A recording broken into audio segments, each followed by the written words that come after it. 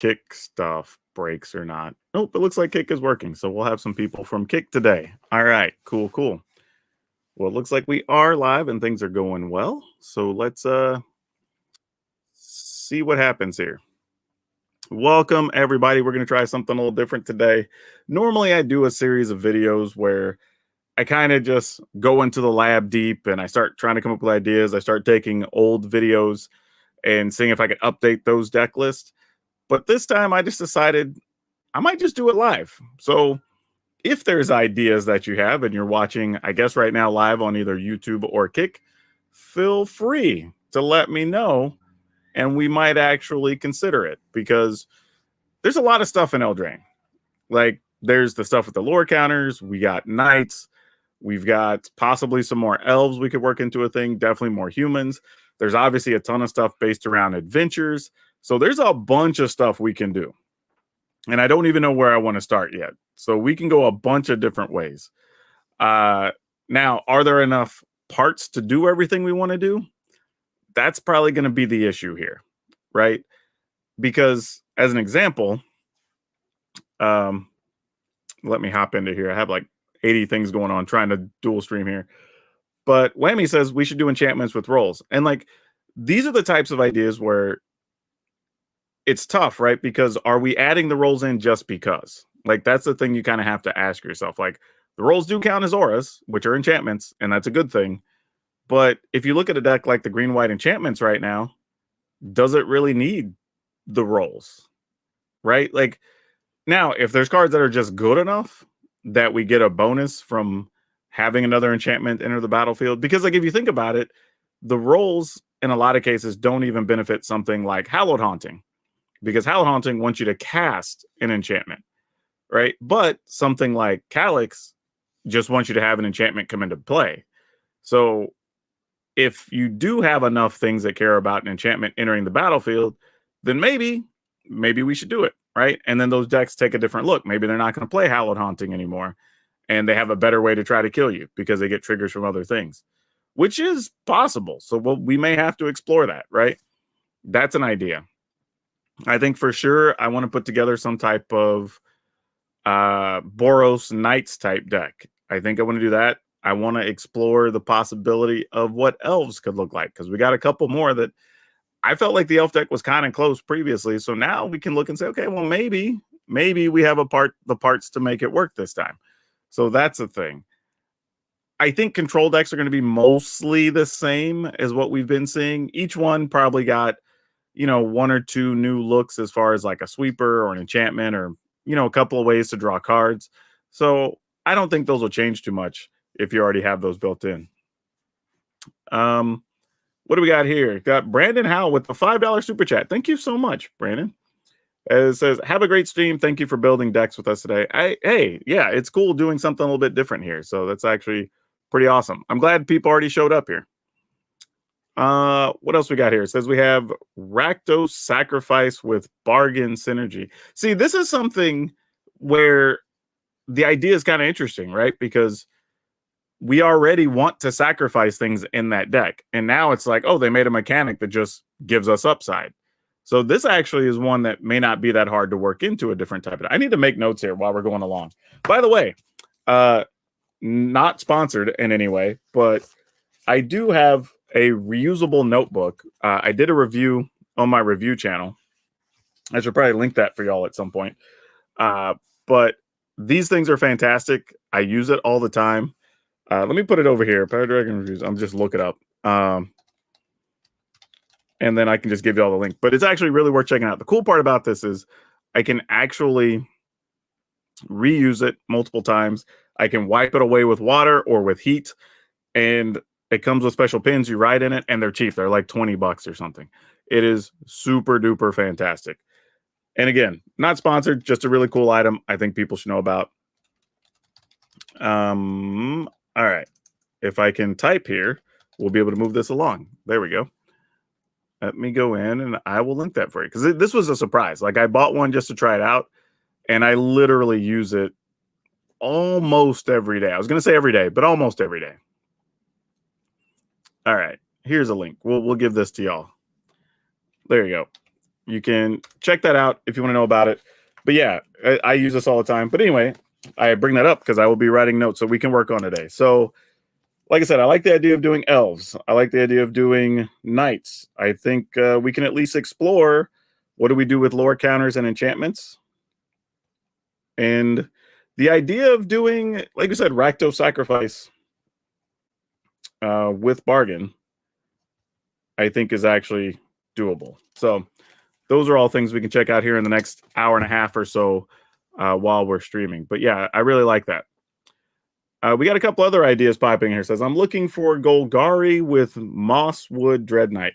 Yeah, I'm a big fan of that card. I don't know. Like, I'm just going to put Mosswood in general.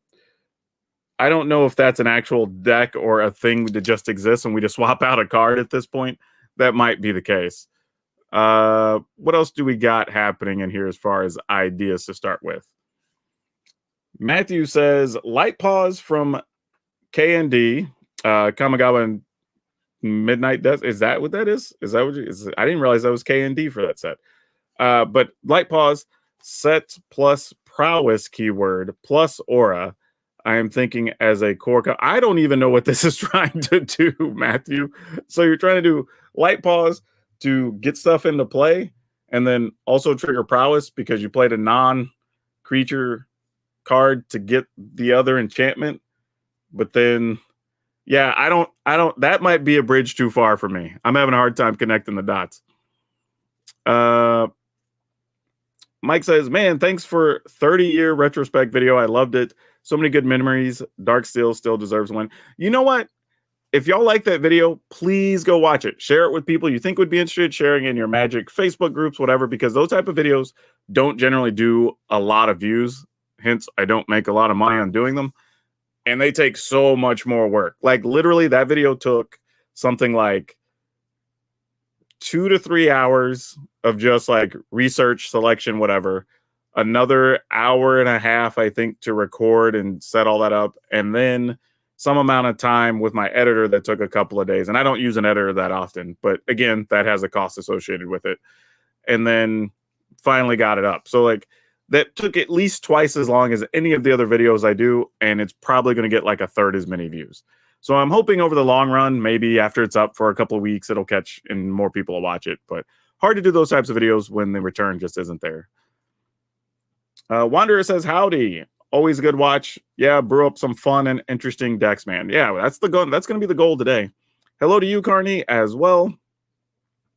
Let's see. Westquote says, is there a standard shell that Agatha's Soul Cauldron fits into? The card seems really cool, but not sure where it synergizes. Honestly, maybe. I talked about this card on the podcast with Magic Mike's, where I think it's actually fine because if there are reanimator type things that become popular, like this is a great card just to stop that. But if you have a deck that already cares about +1/+1 counters, it's just bonus, right? Because you could just end up putting counters on things, which is great, or just removing stuff from your opponent's graveyard. And if you're removing something that has an activated ability, then you automatically get to use that ability on any of your other creatures, which is pretty cool. So if you already have a +1/+1 counters deck, it probably just fits that already. Or if you just need a quality card to remove stuff from the graveyard, it becomes a metagame card. What else we got here? I like over the top with all these 2-for-1 ETB effects. You know, I built an over the top deck, maybe like 3 seasons ago. And it felt like a lot of work for very little return. Like, it wasn't terrible, but it felt like it could just almost be a bunch of other cards in the game right now, right? Like, you can do over the top, or you could just play a Tali, right? And a Tali, you just get 2 great cards from your opponent, and you get a big body, and oftentimes get close to the win within the next turn or whatever, right? So I think the quality of cards, unfortunately, may have outpaced over the top, but still worth considering. I wouldn't just completely ignore it. Didi says, started playing Arena at the time Old Eldraine was in Standard. Bone Crusher Giant, PTSD, Intensified. Yeah, that's true. Eldraine, and that was only, what, like 3 years ago? Wow. Yeah, 2019, I guess. But yeah, Eldraine, pretty crazy set. I totally get how people would be bothered by that.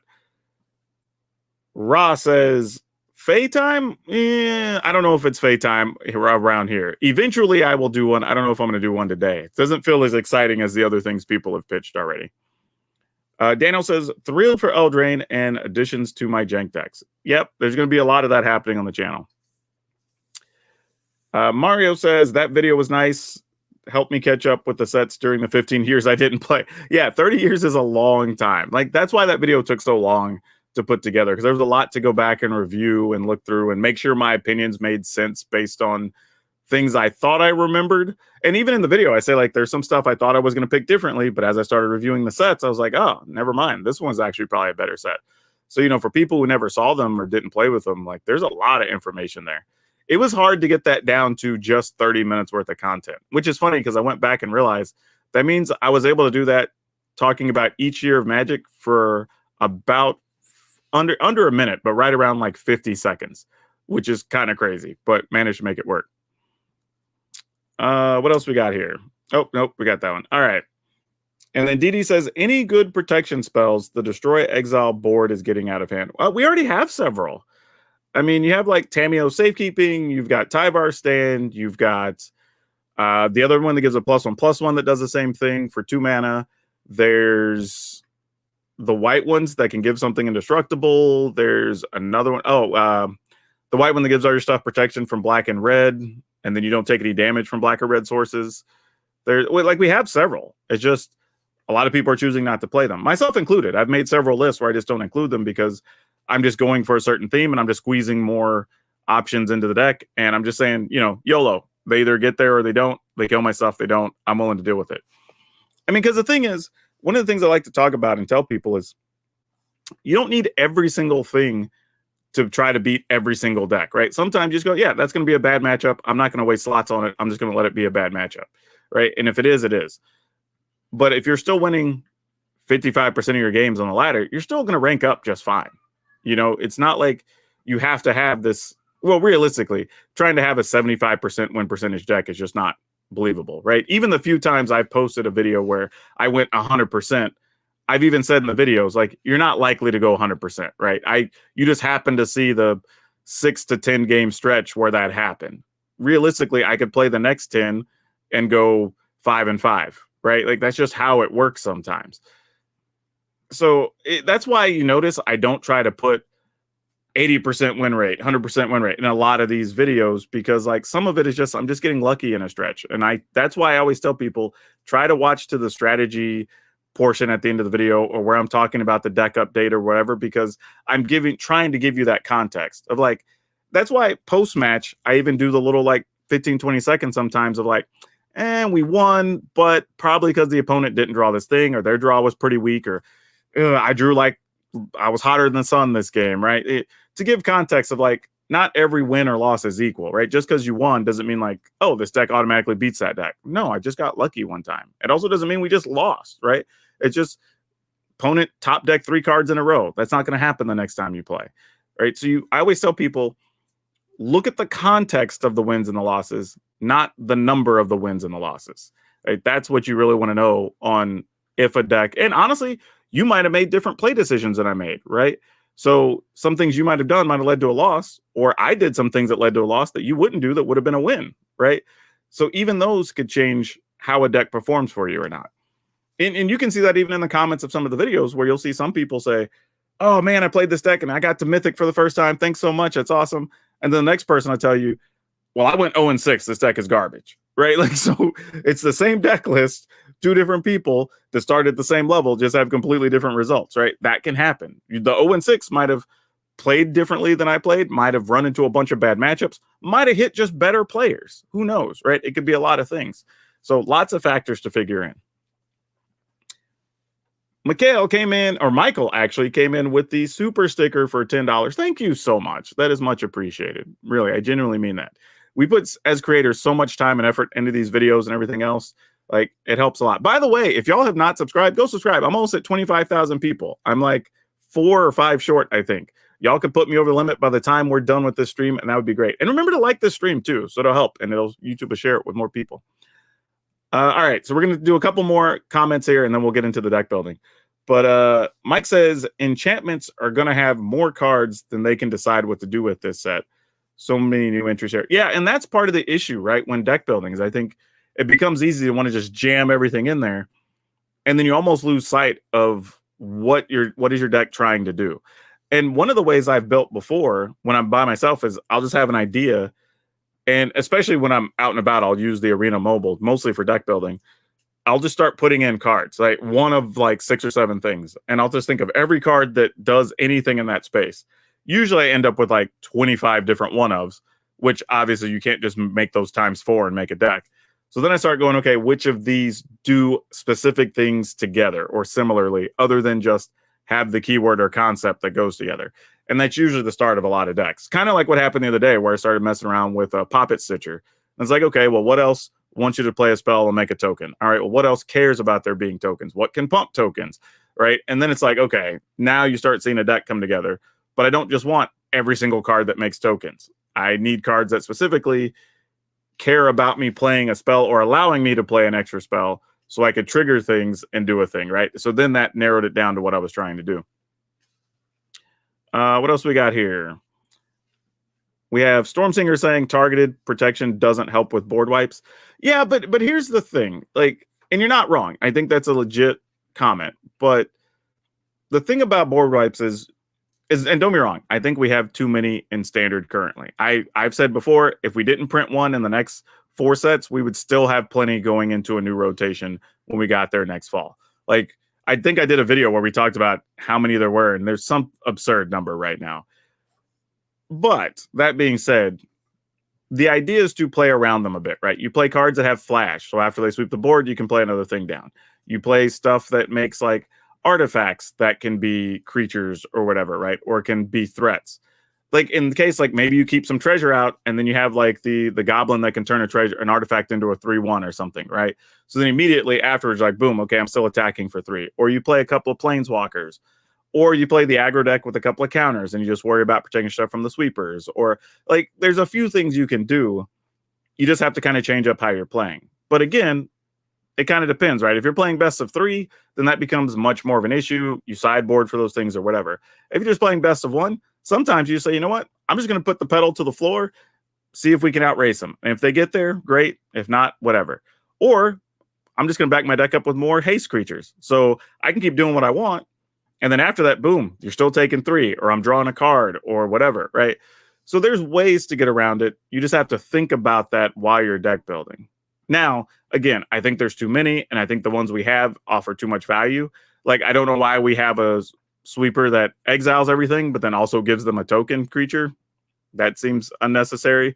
Why we have a sweeper that just like gets rid of everything but planeswalkers and happens to also exile instead of send stuff to the graveyard. Like, I think we just have too many things that exile.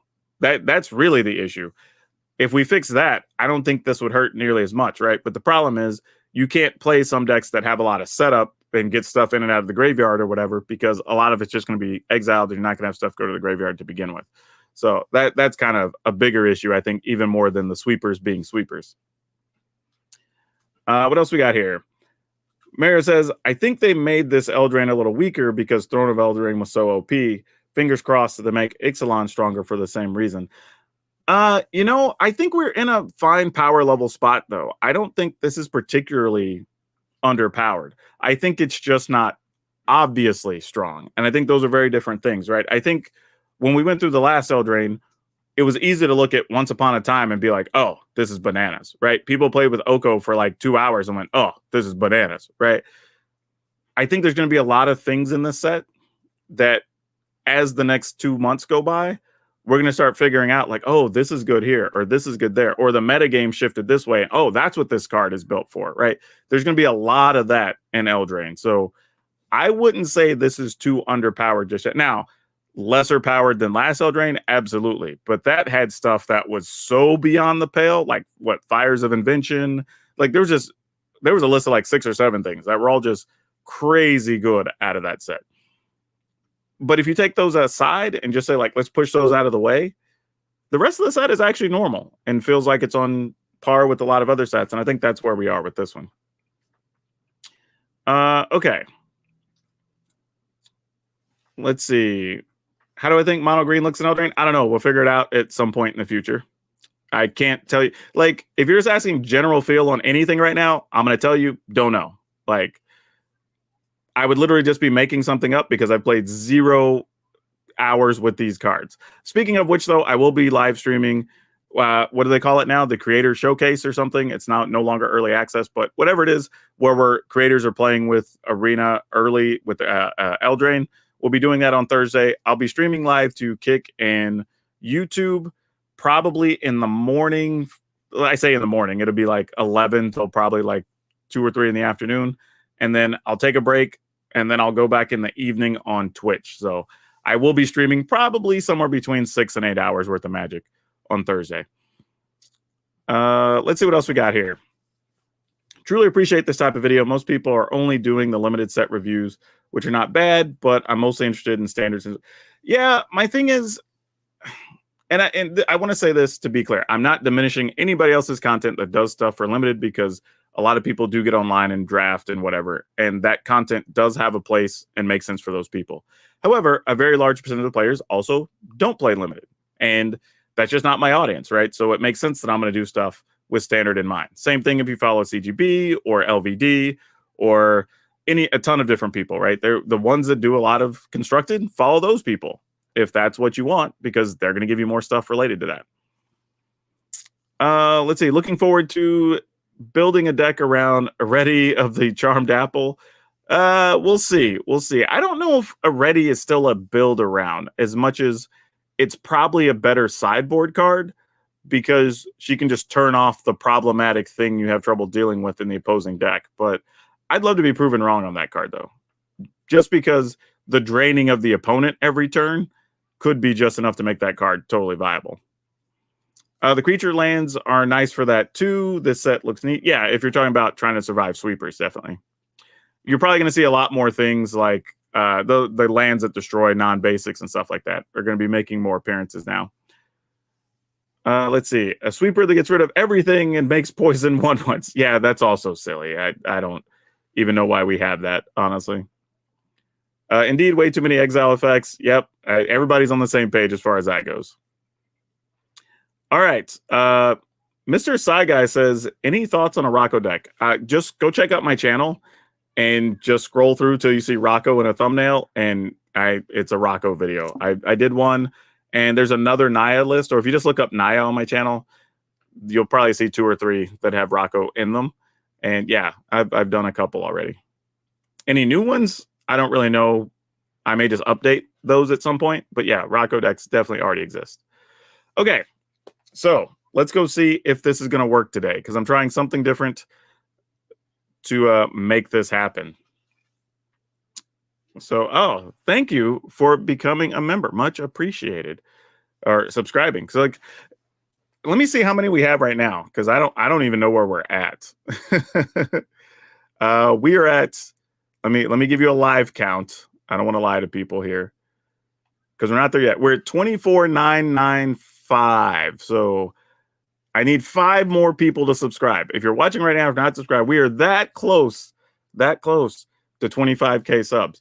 So come on, if you haven't subscribed, hit that subscribe button. And more importantly, seriously, take like the 3 seconds it takes to hit the like button, because that's going to be a sign to YouTube that, hey, not only are people watching, they actually like this video, so maybe I should show it to more people.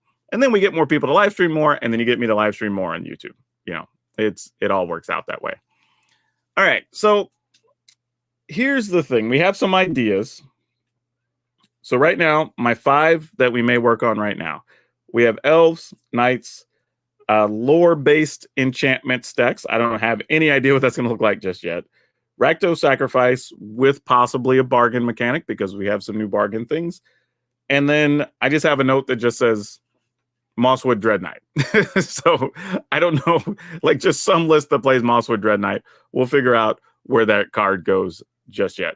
So for starters, I think we can try. Let me go into Scryfall here, and let's just look up elves. So you want to go ahead and normally I would do all this in Arena. Obviously, we don't have access to the cards to do that yet. So I'm just using piecemeal other stuff. So we're going to be doing this in Scryfall and in Moxfield today, just because those are the most convenient tools to use for me right now. I wish I had better options. All right, so here's what we're going to do. Let's go in, and I'm not going to worry about color. I think I'm just going to look at all elves that are available, and we're going to choose whatever's going to be legal in future standard. So that's basically standard right now, plus whatever sets are about to come out and be standard legal. Did I not do that right? What did I click on? What did I click on? Oh, creature type elves. Does that not have anything? Why is it not looking up stuff? Oh, it's because it says exactly. No, because I didn't click any particular colors. Maybe that's it. All right. Well, I'm going to click a ball and see if that changes a thing. Nope. I'm going to have to refresh the page. I think I clicked something I wasn't supposed to. Oh, that's true. It could just be elf and not elves, which is also true. Which makes a lot of sense. All right. And then still go to future standard. Oh, nope, not standard. Future standard. That's what we want to do. All right. So now we have all the elves. And this is kind of going through the deck building process here of how do you come up with things like this. Now, some of it is you start with an idea and then you're looking for keywords or cards that supplement those ideas, right? But here, it's like, not only do we want to do elves, part of this kind of becomes an exercise of what even is a playable elf. And then we get the idea of like, do we have enough parts to make it worth it? And which direction do we want to go, right? So in this case, there's some things that like we're probably, if we're in Naya colors, then that opens up a few more choices, right? Versus being in maybe black, because black doesn't offer a ton. I mean, we do get stuff like Ayara, but Ayara wants you to be able to sacrifice things and whatever, right? That's not really what you want to be doing when you have an elf deck. You tend to want to just be attacking more or having something more resilient or whatever. So first thing is usually just deciding what are our best elves to even play with, right? That's kind of the first thing. Is Elven also a keyword? No, Elven is actually not a keyword, surprisingly, but we don't have anything that cares particularly because something is an elf. Other than cards that just say other elves get whatever. There's also some cards that happen to be elves that don't really support a lot of what you want to do. You know, stuff like Deathbloom Ritualist, for example, is like a 5-mana 3/5. Like it taps to make mana of any color, but we're not really trying to hardcore ramp up to anything. So, it's not really going to fill any boxes for us. There's also the options of things like Fauna Shaman, which lets you basically search for another creature. Doesn't necessarily have to be elf. But again, does that really fill a need for what you'd be doing with most elf decks? Because you don't want to be tapping to search. You most often want to be tapping to attack. But you keep that type of card in mind because if you get later in the deck building process, could be worth it, right? And then there's other things like Gala Greeters that aren't really super aggressive, but if you are going to be in 2 or 3 colors, can actually help your mana quite a bit. It's a little bit of life gain against some problem matchups. And maybe over the course of 2 or 3 turns, it's like a 3/3 or a 4/4, and that's not terrible, right? So it's interesting too, because where we say we don't necessarily want to play black, you do get the options of things like Glissa, right? You get Glissa Sunslayer and Glissa Herald of Predation, which Herald of Predation does give elves a little bit of reach against sweepers because you can take a couple of turns to just make. And actually, just so everybody knows, this is the card I'm talking about here. I don't know if that shows up on camera. It does. Fantastic. Glissa Herald of Predation actually lets you make incubate tokens. So if your opponent does decide to sweep the board, you're like, great, I still have these like 2/2s or whatever hanging out here, right? Or if they don't kill it, then you're like, great, you just have a big attack coming. So this is also a very viable thing as well. So maybe we do want to play black in some ways here, right? But it's just, is there enough to support it? And did we get enough from the new sets? And actually, the answer might be yes. Because now that I'm thinking about it, you know what else happens to be black? Is it not showing? Is that, wait, is Mosswood Dread Knight guy not an elf? I thought it was an elf knight. Hold on a second. Now I'm totally confused. I thought I knew what the guy. Oh, it is. Oh, it's a human knight. He's not an elf knight. Oh, darn it. I was going to include that in this list. So maybe he doesn't make the cut. There you go. See, this is why we do this, because I would have thought that was an elf for a second. Yeah, and that's the other thing, too. Black can give you removal. Not just that, black can give you duress. right? If you're worried about just stopping the sweepers and not have to worry about them, like that's another option. But then you have that issue of Fleetfoot Dancer is kind of one of the better elves to play. I mean, it's just really good. Like it's a big body. It has trample. It has lifelink, right?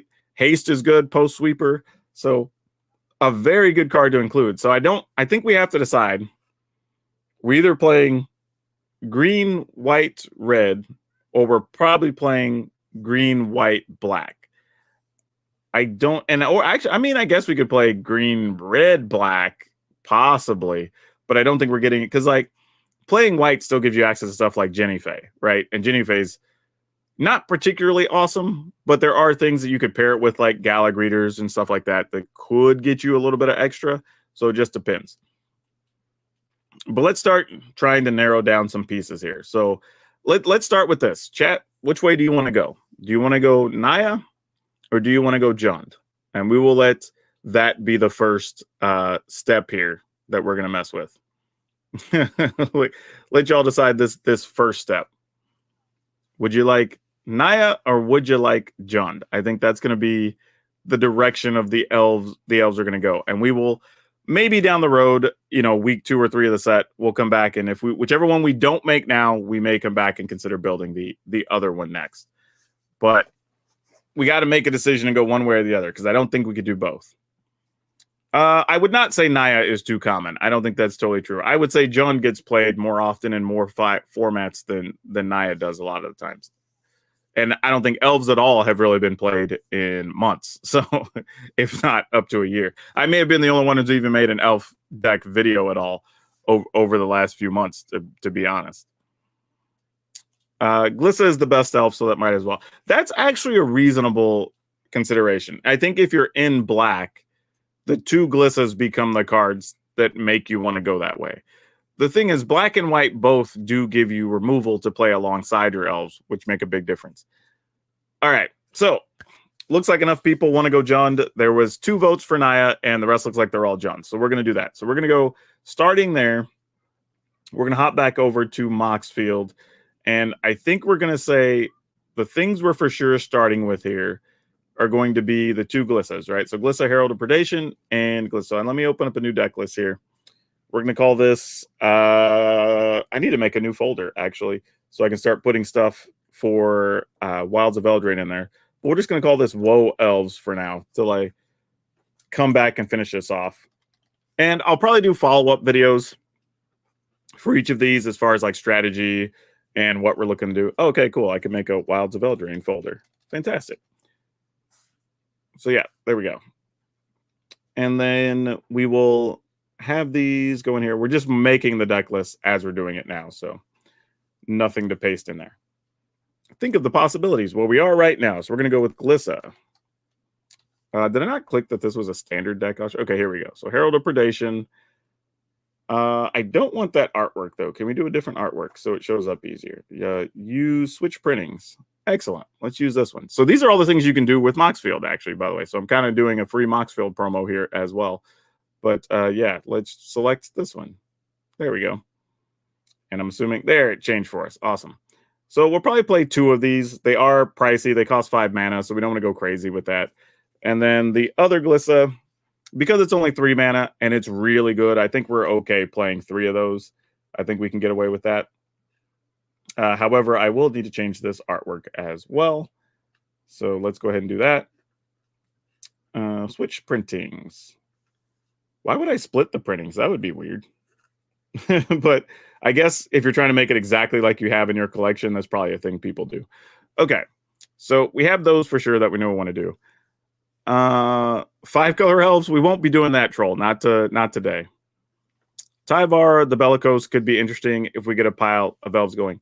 Here's the thing. Let me bring up Tyvar, actually, because I think this is another case, and this isn't to call you out, but I kind of want to point out things as we're deck building that can make stuff difficult for people or not, or whatever. But when we're talking about stuff like this, it's like, do we really get anything out of this? Like, if we had stuff that we were tapping multiple times to like make mana or shoot something or whatever, I kind of like this type of card, but otherwise, Like, it's not really doing much. Like, being able to bring something 2 or less from our graveyard's not great. If it magically gave haste, that would be awesome, but it really just lets us not have summoning sickness to use abilities, and we don't really have that many things. Now, this Tyvar, the Bellicose, is like, whenever one of our elves you control attack, they gain Death Touch, which things having Death Touch is actually super awesome. So, worth considering, and it's a 4-mana thing, and since we're not playing the Naya 4-mana one, Fleetfoot Dancer, this becomes a viable thing. It does say each creature you control that has a mana ability gets a counter, blah, blah, blah. Like, I don't know how many of those we're going to have, but since we're playing Tyvar, it's at least something to consider. But I think at least your stuff just having Death Touch is worth it, because then your little knuckleheads that aren't doing anything, your opponent kind of gets stuck in a bad spot if they want to block or not, especially if they're sitting on something like the Black Werewolf or Shieldrids or whatever. You at least force them to go like, hey, you're either going to take 4 damage or whatever, or you're going to lose your creature. So yeah, I think it's worth at least considering Tyvar. And right now, it'll fit right into our perfect curve we're working on. So let's go ahead and play a couple of those. So let's go to Tyvar. And then actually I also want to sort these so we can see them by casting cost, mana value, because we don't say casting cost anymore. Mana value is the thing. Yeah, all right. We have, what else do we want to do here? If we are going to do this with Tyvar, we can consider something like Loam Speaker, I think is possible. I don't know that we need it. It's only a 1/3, and we don't have a ton of mana heavy things yet, but I don't mind the idea of it, right? So it's worth playing a few copies. So let's go moving this up. Let's go ahead and play 4 of these for now. Like I said, this number could change, or the card could be moved entirely.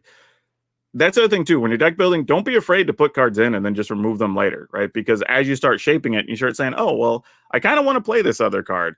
And then, oh, this other card doesn't really work with it, but the new card I want to play still jives well with all the other stuff. Then maybe I should cut this other thing. And that's okay. Like, one of the editors I follow, Hayden Hillier Smith, one of the terms he likes to use is don't be afraid to kill your darlings, right? And what that means in editing terms is like, you can have a great idea, but if it just doesn't work for the story you're trying to tell or whatever, don't get stuck holding on to that idea. Just let it go, right? Kind of the same thing here when you're deck building.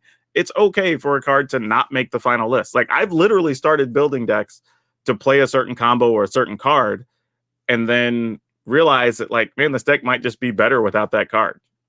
And then what y'all get to see in a video isn't even like what I started with. Like, and that's why sometimes, like, I'll go on and even just test a deck and it's like junky state just to see, like, do these cards do what I want them to do? Do they even matter? And then by the time I'm ready to record, like, the deck doesn't even look the same. And that's okay. Like, just kind of part of the process, you know, that comes with it. All right. So anyway, back to these elves. Let's hop back over to Scryfall here and see what we want to do. Matter of fact, I'm going to go through and I'm just going to eliminate white, so we're not even having to look at that. We're going to go here, here, in red, and at most these colors. So now we're going to be on the elves that only fit what we could potentially play. The one thing I will say that elves do lack, which I don't like, is that I don't feel like we have a really good 1-mana elf. And I'm not even saying an elf that, like, taps for mana. Like, if we had a 2/1 for 1, or a 1/2 with a cool ability, or I don't know, just something. I mean, we have stuff like Sentinel Stalwart, which is fine. It's obviously a 1/1 for 1 that can sort of tap for mana. Like, you could play your second creature and then also get another 1 mana, which is cool. But that's kind of, yeah, I think there's one maybe with like Death Touch or something. There's this guy, which I don't love, the Llanowar Stalker. Now, if we had a way to, like, make token creatures pretty regularly, then I think this would be pretty legit, because then it's like, oh, well, every time I have a creature in the battlefield, this thing's going to get a +1. And if I was making at least 1 token every turn, then you'd be attacking for 2 or 3 every time, which is pretty nice. But as a 1/1, it's not very exciting. Obviously, we're going to play Leaf Crown Visionary, so I'm just going to go ahead and put that in the list now. I don't even think that's debatable. Like, if we're playing an elf aggro deck, obviously, this has to make the cut. So we're just going to play 4 of these straight up.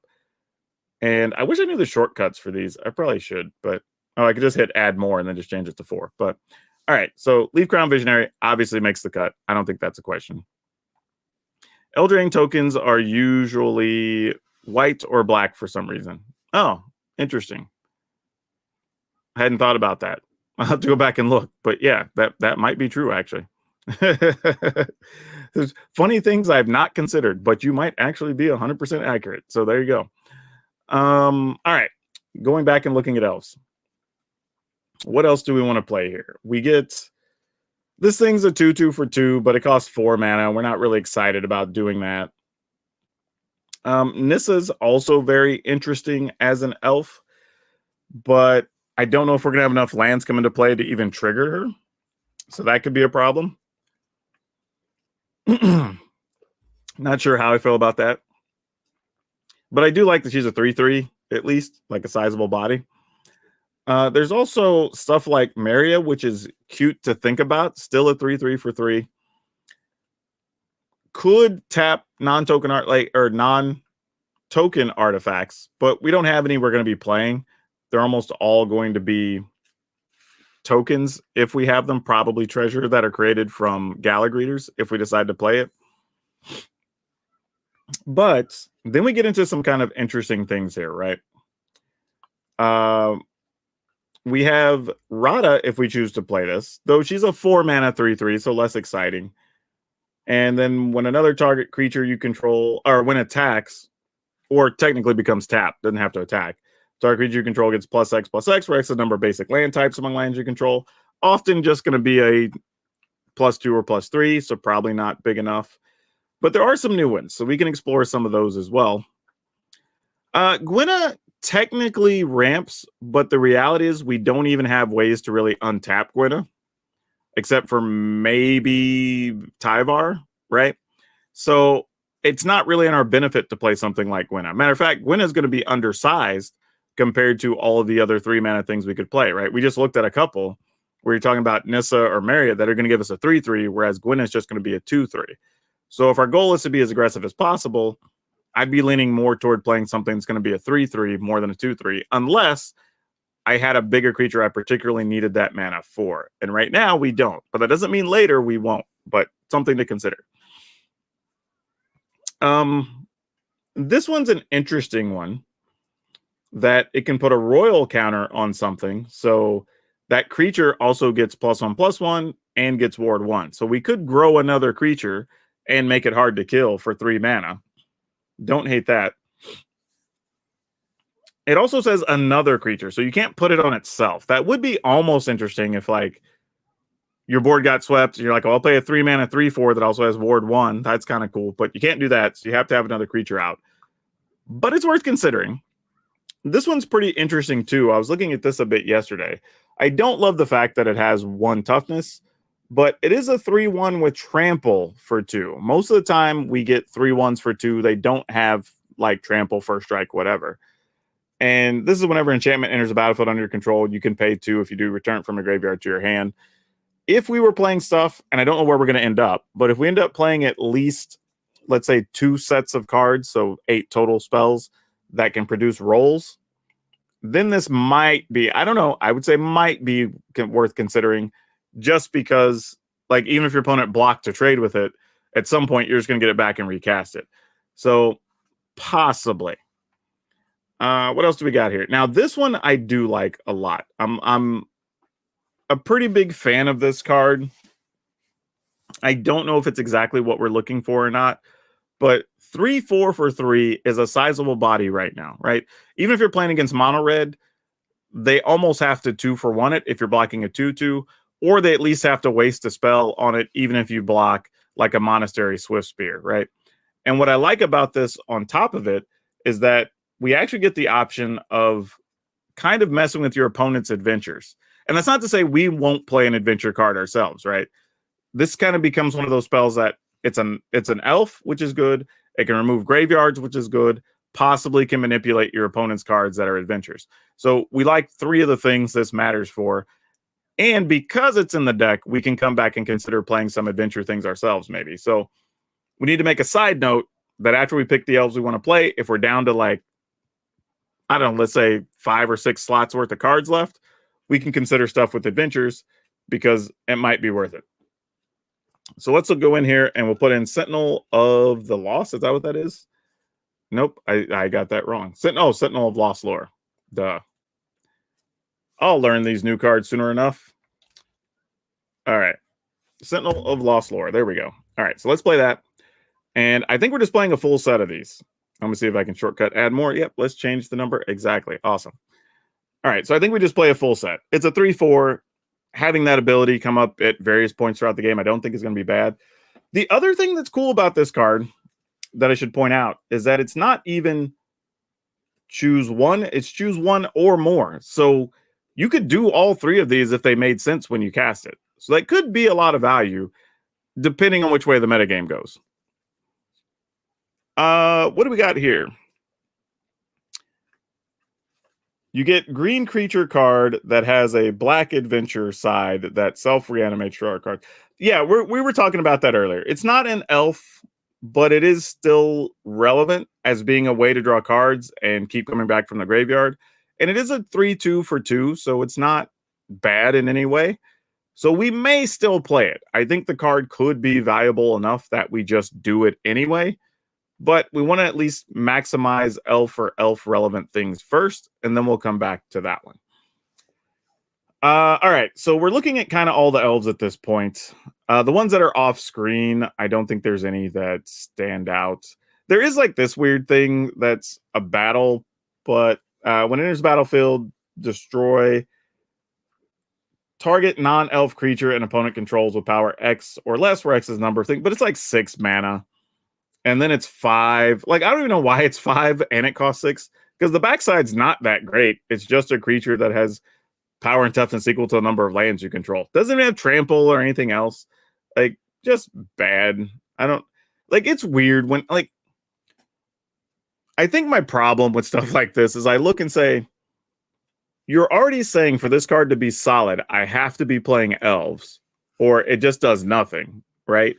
And then on top of that, I guess they're making it 5 because if you're destroying something significant, you probably have 3 or more elves out. So you'd probably just be able to get the 5. Maybe that's the logic. But the backside isn't even anything. You know, it's literally just, it's a big body with nothing, right? It's not the backside. It's at least an elf. It's an elf warrior, right? That's a thing. But generally, it's just a big body. So would rather it be almost anything better on the back.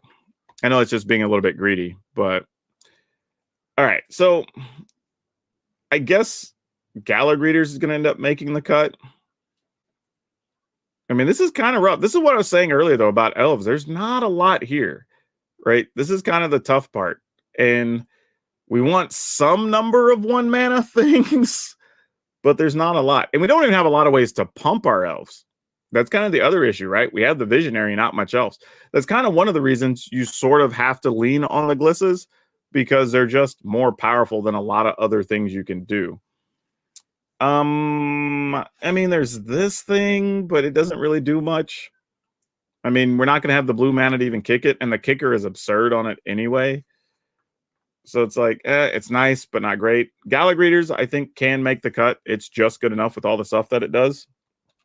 So I think we go ahead and play that. Let's move this to a full set of 4 for now. I mean, we still have a lot of slots available because what is that? We got 2, 4, 7 is 11. So we're only using 23 slots. You can generally probably play up to another 12 things if you want to do 25 land. So still a lot of room to goof around with here as far as elves go. All right. This elf, while neat, again, unless we're doing a bunch of stuff with rolls or something, I don't think this is going to do much.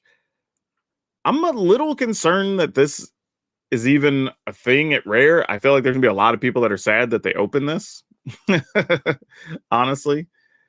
But, you know, we'll see what happens. I didn't mind this card, but again, it's a 3 mana 2/3, which isn't exciting. But the fact that you can sacrifice something and incubate 3 is actually kind of good when the board gets gummed up and you just need a bigger body. Ayara is acceptable. It's a 3 mana 3/3. You can drain the opponent potentially. And then the backside actually does stuff. You know, you return a creature and then it's sacrificed at the end of turn. So it's not bad. You know, it's totally reasonable.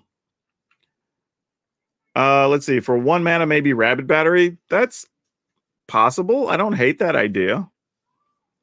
Always include Crystal Grotto lands if multicolor kickers are an issue.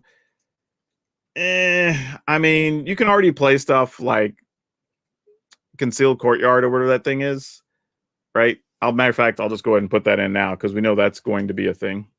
Whoop, not what we wanted to do. Courtyard. Secluded Courtyard. That's the one. That's what I wanted to do. Let's go ahead and make sure there's a set of those because that's a given. Heirloom Minotaur stats. Yeah, 3 mana, 2/3s. Yeah, we have a lot of Heirloom Minotaurs, but now the Minotaurs actually come with things. Would Wrenn, 3 mana Wrenn work here? You know, that's a question. I don't know. So I'm kind of like, what are we doing with it? I think is my thing. It's possible. Like I don't really know, right? Like it's maybe. I mean, our lands tap for animated color, which is sort of helpful. We can turn a land into a 3/3 to block with or attack. It is a planeswalker, so it gives us some resilience to sweepers. Mill 3, put a permanent from our graveyard into our hand, which is fair, especially if we need to get like a visionary back or something. I can play lands or permanents from our graveyard. Again, so many things get exiled that the final ability almost doesn't matter, sadly. I kind of hate that that's a fact of reality, but it is. But, you know, a couple I think could be worth considering. I don't think that's a terrible idea by any stretch. I think really what's the 1 mana thing? What are the 1 mana things we play, right? Are we playing 6 of them? Are we playing 2 of them? Are we playing none of them? Do we want to just play cut downs and duress in that spot and just say, you know what, we're just going to go with 2 mana things otherwise? And maybe we play like 15 2 mana things, which is possible. Are there any banner effects that let you take? I don't believe there are right now. I think that was one of my other issues. Because when we played white, I think when I played it last time, when I played Naya, I at least played like King Darien, Extra Large the 8th. And that actually helped, right? Because it was another way to pump all of our creatures. But I don't think we have that option right now. Like even in white, you get whatever that new the new virtue is, right? At the end of turn, you get to put +1/+1s on everything. Even that's like more exciting. Though speaking of, we could play the black virtue in here, which I kind of like. I mean, again, if all your stuff's getting exiled, it's not gonna be that exciting to try to get stuff out of your graveyard, but it's at least a thing. Like it's something we could do. But yeah, if we're playing black, I think we have to consider like some number of cut down, some number of go for the throat, right? Just reasonable removal things. I don't think is unreal. But yeah, I think that's the issue. Is just we have so many small creatures. Like I guess if once we get past 3 mana, right, we do have like Tyvar and Glissa and whatever, and those help close the gap on some deficiencies in the early part of the game. Galley Readers is kind of a thing. I think we look and just say, do we just play Mosswood, right? It's a way to draw cards. It's not the most exciting thing not being an elf, but it's still going to be quality, right? It's a 3/2. It draws us cards. It can come back from the graveyard. I'm kind of into it. I think it's at least worth considering. And where does that leave us? 16 and 8 is 24, 28, 32. So it doesn't leave a lot of room here. So something's probably getting cut or reduced, and it might actually be Llanowar Loam Speaker, sadly. If we have a bunch of small creatures, overrun Nissa. I don't mind Nissa, actually. I kind of like even just one big Nissa as an option, just to be able to... It's another way to destroy like artifacts and enchantments if you have to use it in a pinch. And it is just consistent bodies. You know, so 2 Nissa, I'm okay with. Like, you just know you're not going to cast it very quickly in a lot of games, but I'm kind of okay with that. You know, if we just say, let's go big Nissa, We can play 2 of those. I think it's that one. Is that the correctness? No, that's the wrong one. This thing's worth that much? Oh, it's probably because of older formats. I was like, why is this so expensive? But that makes sense, actually. All right. Ascended Animus. That's the one we want. All right. So we'll play 2 of these. I think that's fair. And let's see. So we got 2, 4, 6, and 23. So we're at 33. Is that correct math? No, 16. That's not right. 16 and 7 is 23, 27, 29, 31. So we have like 5 slots we can mess with before we have to start filling in land. I think we can cut 1 Mosswood Dread Knight, actually. I'm willing to cut 1. Because it's not an elf, but it is just filling stuff in for us to be able to draw cards and whatever. So let's go ahead and remove 1. That frees up a little bit of room. Have I seen the triplets? Yeah, but the triplets, they're not elves. We don't have anything that cares about tokens necessarily. I think it's a fun card, and I'll probably will try to put it into a deck list somewhere along the way, but I don't think right now it's what we want. Now, with these last few slots, it's, do we want cut downs? Do we want duress? Do we want go for the throats? I think this is where we're trying to make those split hair decisions, right? Or do we just say, I don't know, like 1 or 2? I mean, I kind of want to play the Virtue, at least just to try it, right? The Black Virtue. Why do I keep doing that? I need to let it just autofill. But the Black Virtue of, let me see if I get this right. It's not courage. Knowledge is the blue one. The white one's loyalty. Green is strength. So I'm going to go persistence. Is that the black one? I got it right. All right. I'm just like guessing, just learning the cards. Yeah, go for the throats. For sure, fight spells. That's the question, though. Like, do we want fight spells over even, say, like a cut down?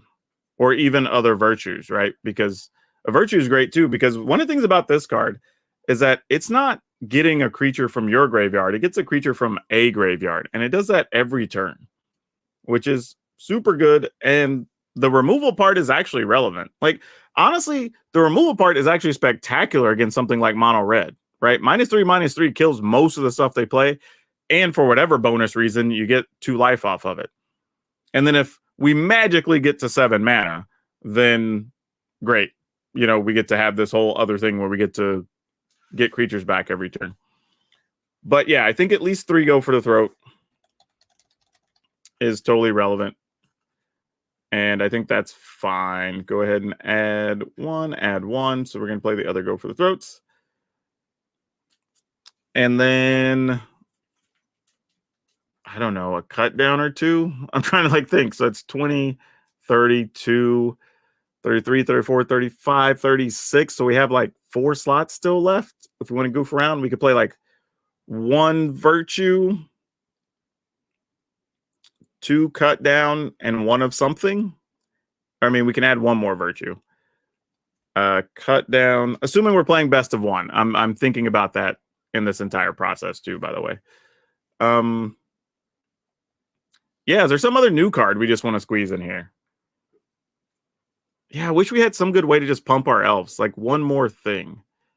I just don't feel like we ever got to that 1 more thing that really helped set this off.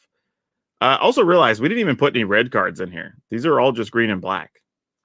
Like, we literally don't even need red. And the only thing really right now that I would put in here would probably be... I'll say this. If we played red, I might have found room to squeeze in Halana and Elena just because the card's really good for pumping our teams and stuff. Or we would have played the 3/2 that has like haste and he gets +1/+1 till end of turn. I think we could have done that. Defiler of Vigor. I think if we do that, we have to start thinking about what the upper end of the deck looks like, right? If we do that, then maybe we start going back and saying, all right, are we playing, I don't know, Gwenna, maybe to make it a little easier for us to cast those? That sort of thing. You know what I mean? Like, it's possible. to do it, but I think we'd have to have like some serious thoughts on like, do we still need do we cut a Nissa to play like 2 of them? Great in Commander, but you're better off with Breach the Multiverse in Standard.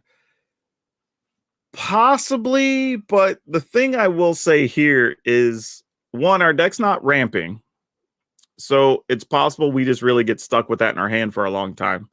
The other is, usually when you're playing Breach, you have a couple of things you can get that are huge over the top, right? For us, outside of Nissa, we don't have a great Breach target. So if we miss on Nissa, we're getting like, I don't know, maybe Tyvar, which isn't like chump change, but it's not as good as getting an Atali or an Atraxa or, I don't know, any over-the-top sweeper or whatever, right? There's just better cards with more value a lot of times when you're playing Breach. I like Breach. I think it's a powerful card. I think Breach is too good of a Magic card, honestly, if I'm being real with you. But we're not really doing much with it here. Not that we can, because you want to be able to get near immediate value off of Breach for sure at least one thing on your side that's highly impactful. And then if your opponent has a great thing, then you just got added extra value just because, right? But here, I don't know if we have that option, like at the end of everything. Yeah, I'm trying to figure out what these last few slots should be. Because, right, we've got 20, that's 27, 29, 31, 35. So we have room for probably one more card if we want to play 24 lands.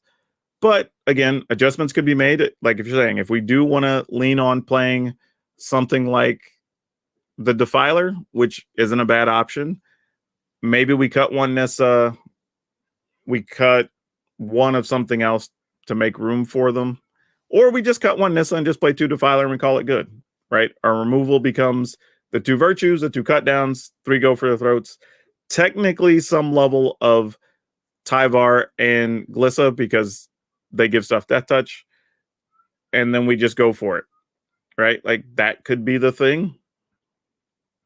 Not really doing much to enchantments, but don't necessarily have to, you know, and we do have reasonable sized bodies at least between Glissa, Sentinel of Lost Lore, Tyvar.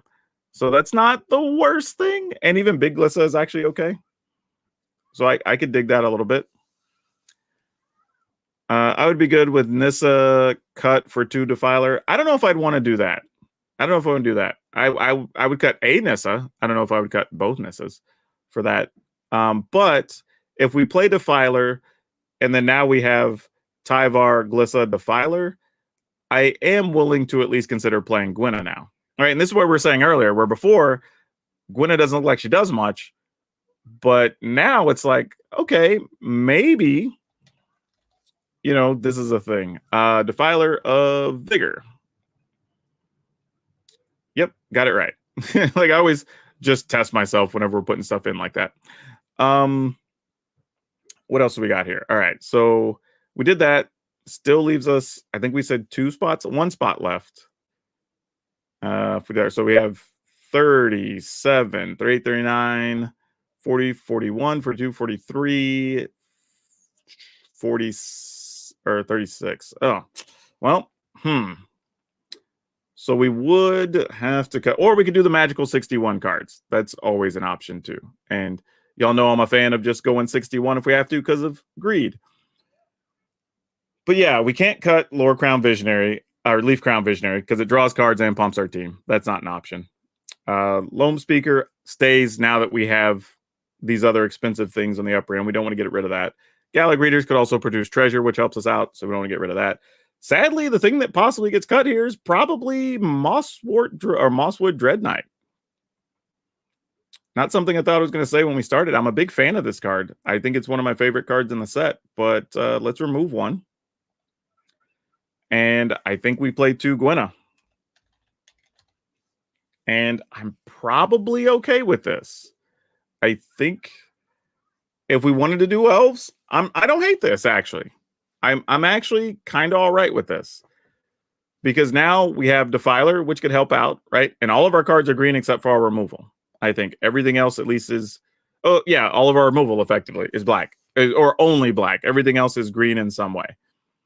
We also have a lot of early stuff, right? So even if we don't count Go for the Throat, we have 14 things we can play on turn 2. So we almost shouldn't miss playing a spell on turn 2. Now we have no 1 mana things, but elves also don't have any great 1 mana things. Now we could go into black and play, I don't know, the evolved dude or whatever, right? Maybe instead of the Mosswood Dread Knight, but I kind of want to experiment with Dread Knight instead. I did notice here, though, outside of Galagreeters, I don't think we have a way to gain life, which don't know if that's relevant, but could be a thing potentially. But that's fine. Oh, that's not true. Not true. We do have a couple of random life from the removal on Virtue of Persistence. I don't know why it gains us life as part of the adventure, but it just does. So, yeah, I think that's a fine start, honestly.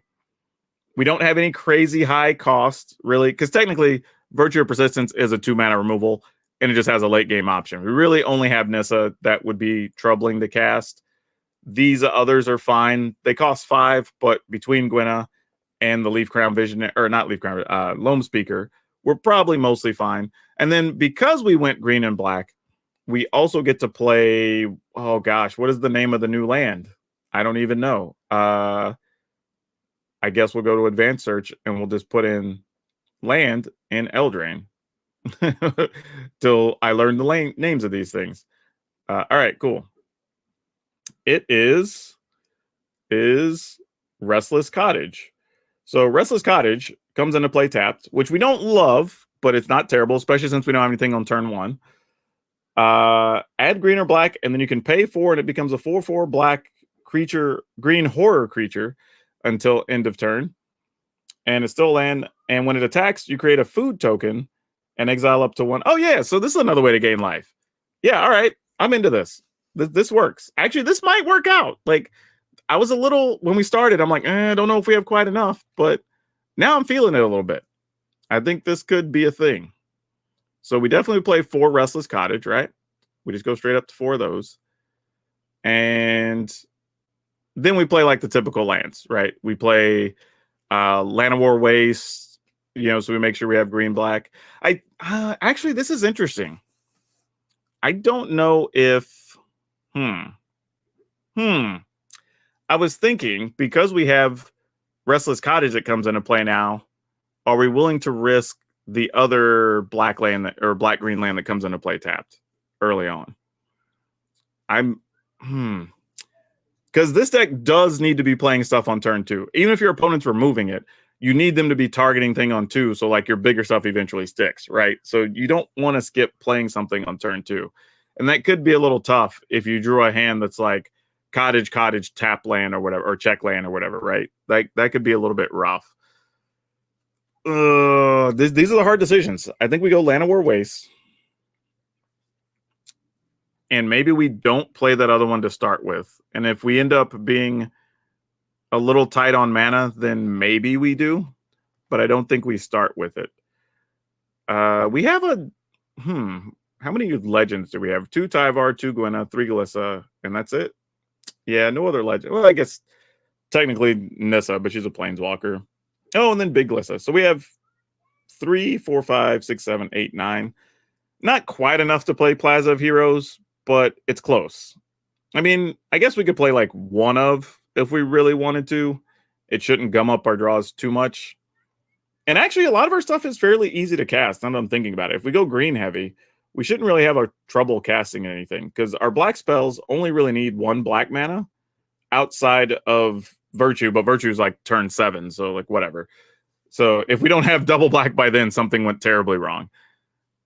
So yeah, this actually could be okay. I can fill in the lands later. I can make that work after the fact. But yeah, I'm kind of feeling this, y'all. Like I'm started out a little rough, but now that I'm looking at this, I'm kind of like, you got a fair amount of removal, right? We're able to play 7 hard removal spells, and then you have stuff like Tyvar, Nissa, Glissa, right? We have some big creatures to close things out, or at least to come up the board. This is the type of list that I think you can do well against mono red. You can do well against mono black. I would assume we could at least try to go toe-to-toe against with mono white type stuff. And then it's just, do you hit Big Glissa, Nissa, Virtue, stuff like that against the white control type decks, right? That are exiling and sweeping the board a bunch. If so, then like maybe you still have a thing. So I'm kind of into it. And I even like the fact that with Visionary, we can kind of overcommit without hurting ourselves too much, right? You could play that extra green, draw a card every time you're casting an elf, so you still have some stuff to play afterwards. Mosswort Dread Knight gives us a little bit of extra action because of the cottages. We have stuff after they sweep the board. We can also gain life from making food. So yeah, this feels like it checked. This was a very nice and fun experiment because I don't know if I would have done this.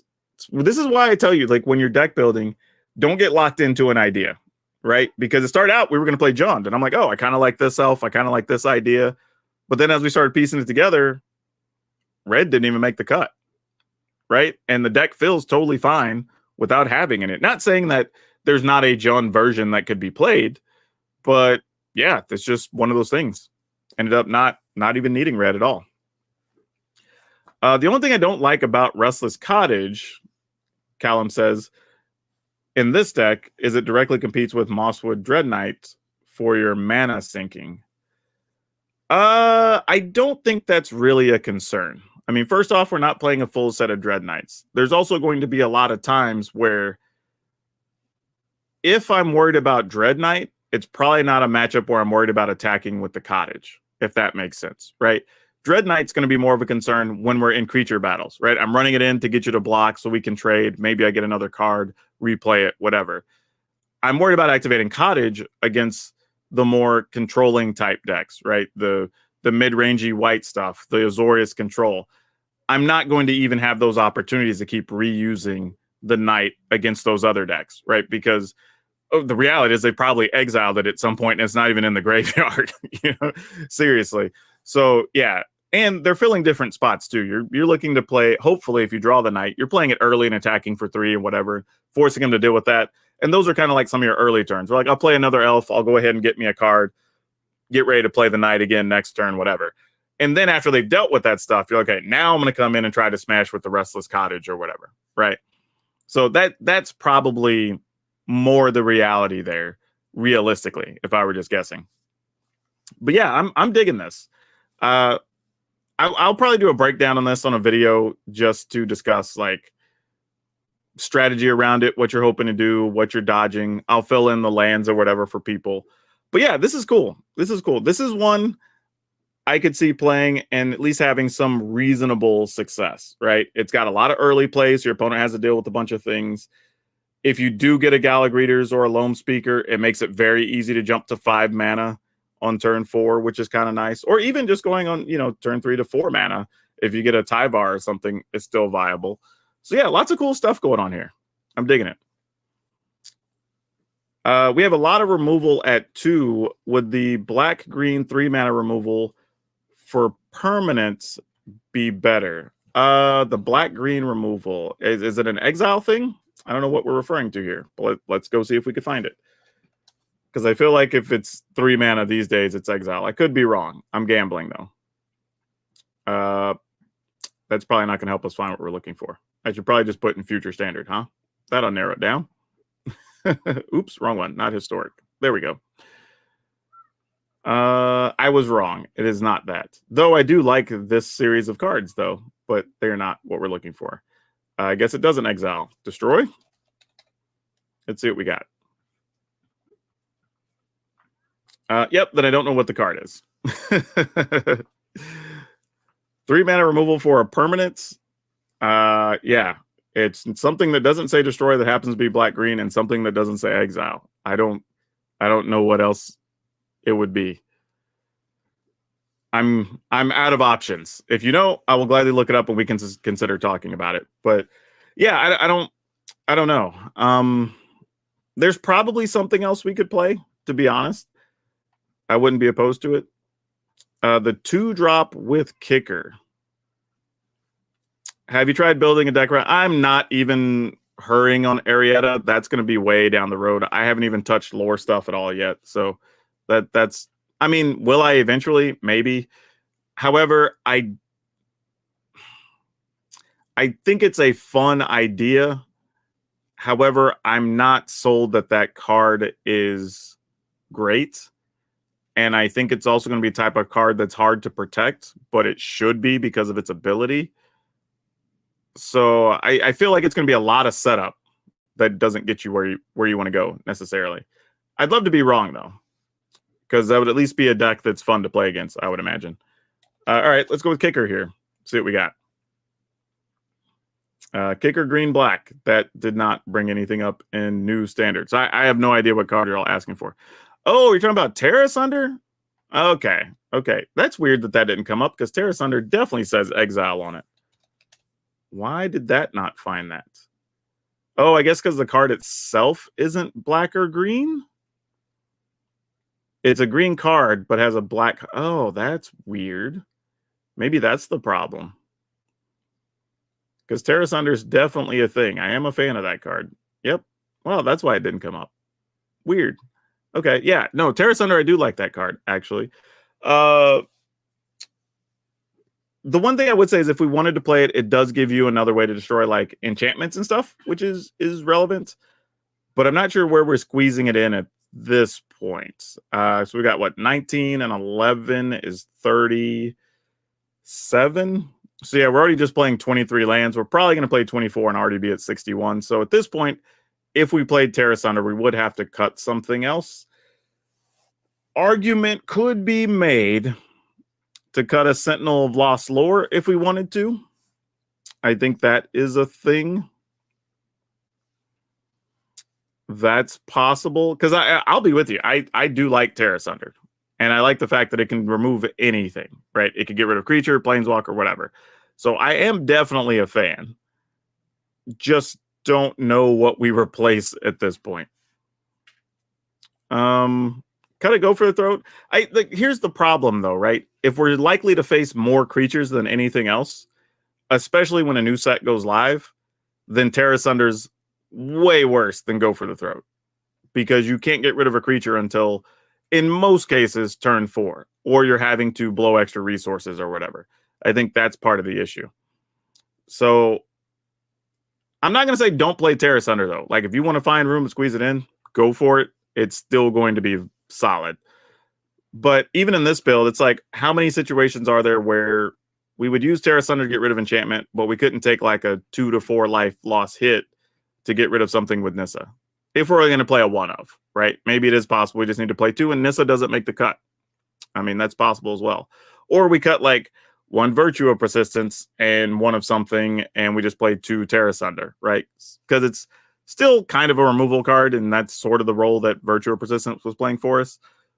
But again, if we think we're going to see more mono red, mono white, whatever early on, then maybe we want Virtue of Persistence because of the life gain, in addition to being able to kill something cheaply. So I don't know. It's worth considering. I think I'll probably come back. I'll just make a note on my notepad here. Just an asterisk about Terra Sunder, and at least put it under consideration. I think that's viable. But yeah, so we went through a long explanation, a long deck building thing. And this is another thing. When people, like, when I tell you, like, your support really means a lot, it's because of this, right? When you see, to build this deck, we literally went through, I don't know, whatever that was, like an hour and a half, 2 hours of discussion about all these different cards and trying different things and all the suggestions. And we went back and forth to end up at a decent deck list.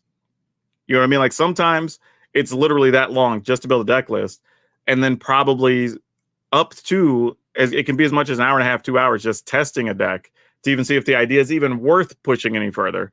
Then you go back and clean it up, and then you start playing games to record videos, right? So sometimes by the time y'all see a video, if you include load times and everything else, there could be up to 6 hours included into that by the time you see it.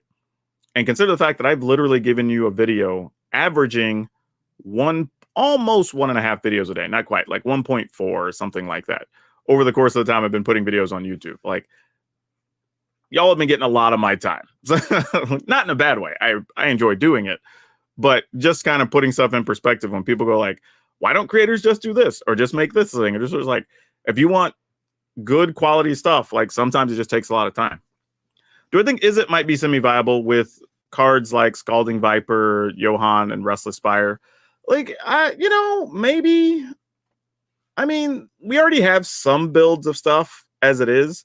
And even looking at the deck list I put up today with the Poppet Stitcher, like you could theoretically remove the white cards from that deck, and you could play whatever it is, the whatever of the third path, where like you play a spell, you make a 1/1 artifact dude or whatever. You know, there's parts already largely there that you could build off of that. And I think that's probably the better way to do is it than trying to do it with the flyers and the things that get +1/+0 for each spell or whatever. Just the things that are generating all the extra value constantly are probably better choices. And I guess technically it still has white for Narset. So it's not totally is it, but Narset really sets that deck off because now all your tokens get prowess, and that's a pretty big deal. But yeah, basically, I think it's possible. I just don't know if you need to be playing all the new cards to pull it off. I think you could play a very large number of old cards and just splash some of the new cards, particularly maybe some of the stuff with adventures. So you still get an instant or sorcery, but then you also have extra value, right? Because one of the problems those decks have is that you spend a lot of time in your deck list saying, okay, well, I need to have at least, you know, just pulling a number here, but you probably need something like 15 to 20 spells so all your stuff triggers consistently, right? And you get all the tokens and the +1s or whatever it is you're trying to do. But at least if you can play some number of adventure cards, well, now you're not giving up those slots to threats because you also get the spell to go with the threat, right? So now you get the option of putting where you are in the game. Because one of the things that does hurt those lists is that if they deal with 1 or 2 of your creatures early, well, now you have these spells that, okay, maybe I'm drawing a card, maybe I'm dealing 2 to something, but you're not really getting that far ahead because now you're just dealing with things and you didn't get any value for your spells, right? Because it's half the deck needs to be actual things that care about spells. The other half needs to be the actual spells. So I think adventures as a whole could probably help those out more than even the individual cards that care about you casting spells, if that makes sense. I know it's a long explanation, but I feel like we kind of got there on that, maybe. But yeah, I think adventures probably help that more than anything else. So I will add that to my list of stuff too. Let me put, I'll just put explore is it spells. That's probably a thing we can do too. But yeah, I think that could be a lot of fun also. But yeah, and I think the next thing you'll see too is I'll probably, like I said, I'll do a deep dive on the elf deck. That'll probably be a video that goes up this evening. I will likely tomorrow probably put up a deck on the knights and man, the Rakdos Sacrifice bargain, maybe. I need to see how many bargain cards. Let's take a look right now, actually. We have a little bit of time here. But let me go in and look at stuff that just says bargain as a mechanic. Because I don't think I've seen them, obviously. I just don't know which ones are the better ones. We'll say at most these colors, obviously stuff in the new standard. And let's just see what comes up that says bargain. All right, so cards we have. Obviously, Beseech the Mirror, because this card is just dumb. In a deck where everything that you play is going to be less than 4. Like, the biggest thing you're probably going to play, I assume, is going to be Shieldred.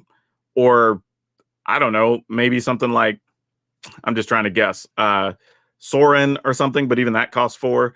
So, yeah, this is totally fine because you can sack a token or something and go get your best card. Or whatever's going to be the best card in that scenario. Candy Grapple, I think, is a reasonable removal to play in that deck. You give something -3/-3, or you can sack a thing and basically kill Shieldred. It's -5/-5. Though, to be fair, there are some angels you want to kill some of the time. There are occasionally some bigger creatures that get +1/+1s. And it's instant speed, which is nice. So this could be a viable removal in some cases. What is this thing? Back for seconds. Bargain. Return up to 2 target creature cards from your graveyard. Generally, these decks are not going to have a lot of things that you're playing from the graveyard. Though, again, if you have something that's 4 or less, you can just put them on the battlefield instead. So maybe you're reusing Shieldred. What is this thing? It's a 5-mana 3/5. When a negotiator enters the battlefield, if it was bargained, each opponent loses 3, you gain 3. And that's not that exciting for those decks to play for 5 mana. I don't think. I saw this, and this is one that kind of bugs me that it's mythic. It's a 6-mana 4/6. When it enters the battlefield, if you bargained, you add 4 mana to your mana pool, and then you can pay 2 mana, and it deals 1 damage to any target. So technically, you could play it if you sack something, you could shoot something for 2 on top of it, which is like fine. It does have haste, but it's weird. Like, I'd almost rather this be a 5/5, or the mana you spend pumps all of your creatures. So if you had a bunch of tokens, right, like that could be a thing. Like I tend to not enjoy, like, okay, let me be specific. I was gonna say I don't tend to enjoy cards being mythic that don't make sense that they're immediately impactful, right? Because from the booster opening experience, a new player sees this and they're like, oh, it's a dragon or whatever. But then it's like worse than every other dragon they're going to play, right? They're going to be excited to put it in their deck because they're ramping up and playing dragons. And then they're going to be like, oh, well, unless I have a bunch of mana, this thing's pretty much just a worse dragon than all the other dragons I'm playing. Like, great. And that's kind of not a feel great. But if it's also the type of mythic that you can build around, like, you get this crazy big effect if you're playing, you know, some number of elves or some big creature, or you can get to 7 cards in your hand or whatever. Okay, then that makes sense to being mythic too, because like it's a big crazy ability over the top. It's a hasty tyrant of the courageous, kind of. Like, yeah, it's not great. I don't get why it's mythic. I'm sure I'll be proven wrong, and there'll be some weird combo where you can trigger bargain 2 or 3 times because you have something that copies an ability or whatever, and then you'll go off, right? But I don't know if that's what we're looking to do. This is Grim Search. So you bargain, look at the top 4 cards of your library, put 2 of those back on top of your library in any order. If you draw 2 and you lose 2, so it's draw 2, lose 2, but if it was bargained, you look at the top 4 first and can basically get better value out of them. This is fine. It's instant for 3. It's like maybe we consider it in that list. This is Stone Splitter Bolt. It deals X damage to target creature or player. If the spell was bargained, it deals twice X to that permanent instead. This could actually be pretty legit. Because like if you get your opponent down to like 8 and you're like, cool, I'm going to do this for 4 and sack one of these junky tokens, so it's going to be 8. Right? Like this is actually not bad. Like this reads like aggressively medium, but it kind of is, but also isn't terrible. And it's instant speed. That's the other thing. Usually when you get X spells, they're like sorcery.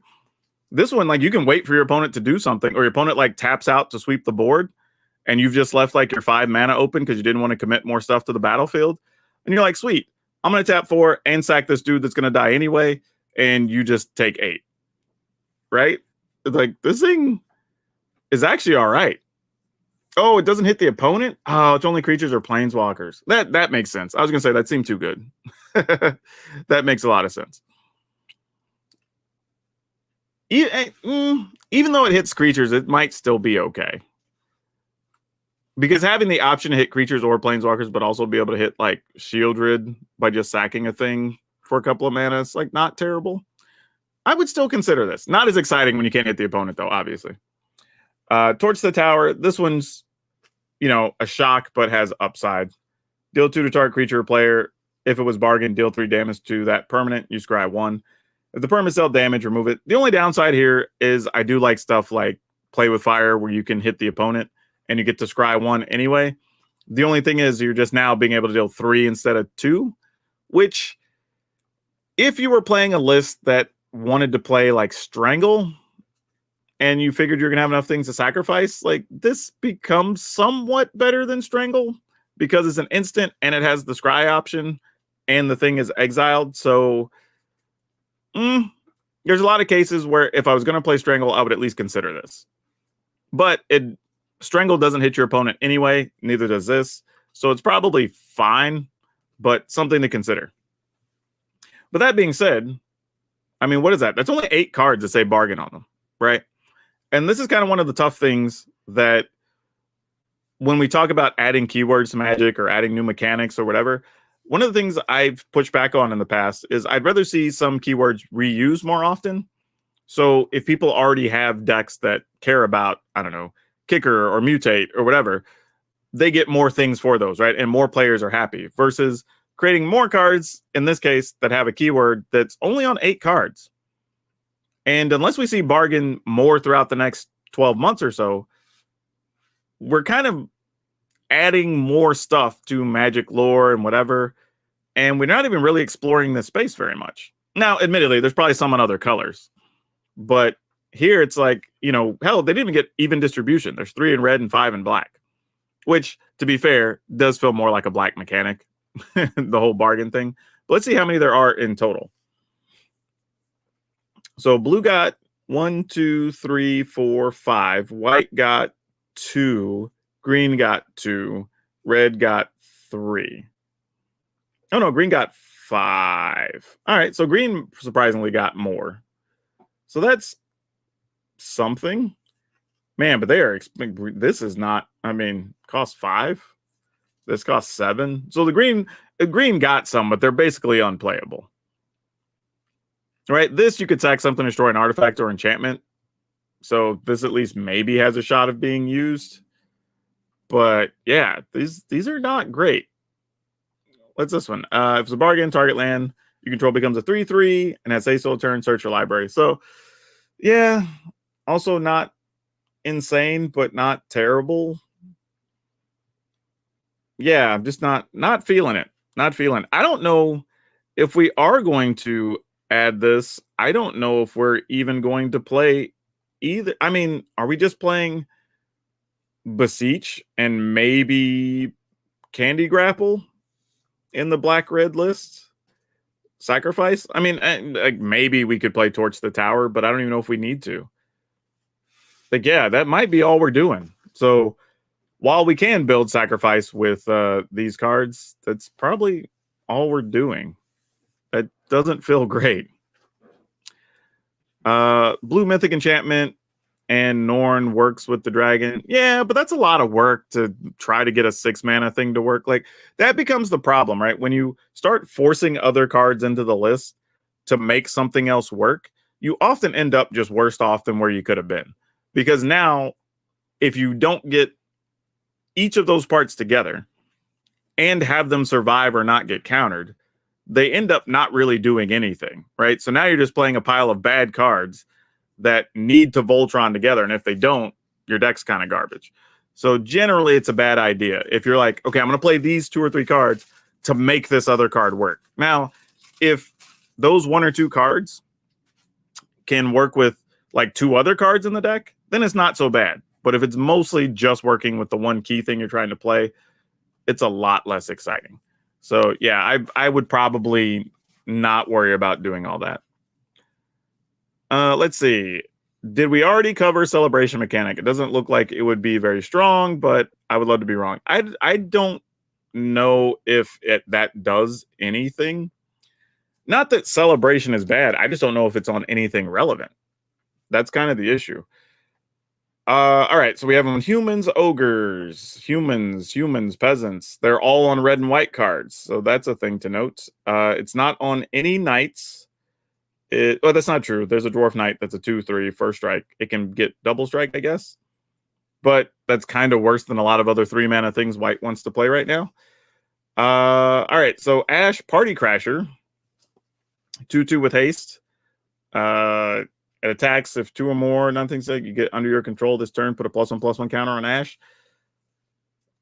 I don't know how exciting this is. I mean, there's a bunch of other 2-mana things you want to play in both red and white that are just outright better than this.